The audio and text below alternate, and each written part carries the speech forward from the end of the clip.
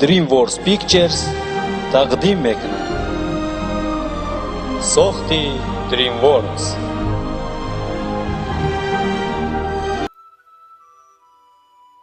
سلام علیکم بچه های عزیز. والا یک قصه بسیار هم غمانگیز رو برای شما قصه میکنم، خوب گوش کنید. بود نبود یک شادختری بسیار هم زیبای نازنینی میان باریک بود. شادختر را در قصر اژدهار نگهبانی میکردند تا اینکه نگریزه اژدهار. اژدها بسیار آدمان بسیار لشکران با قصد گرفته بودند، لیکن نتوانستند، چون که اژدها همه آنها را میگوید. خیلی همه خبرتانا نکه ما دا پخ کویای کرم دامی رژیسورم کتاب کی برو ورده میره کرم داداش بوما گشید کرم دادات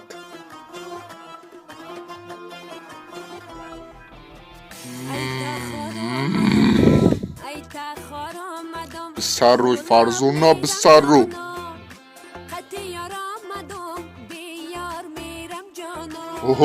اوه دا اوز مرا بکشا فرزونا. اوه آها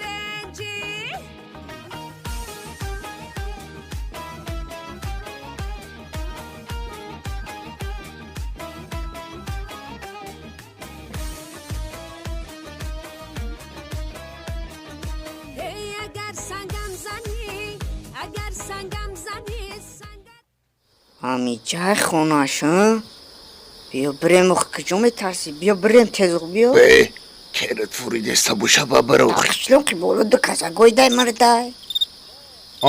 چی گپایه؟ شما من خوردنی اومده نه؟ او چای شما را ما گم.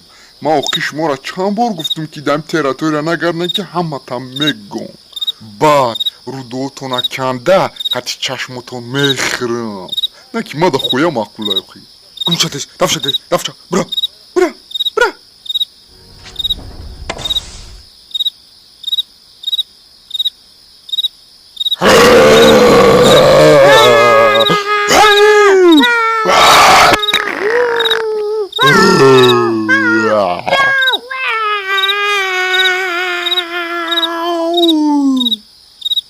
پاشو وقتونا نخوی کنین سوچ کبله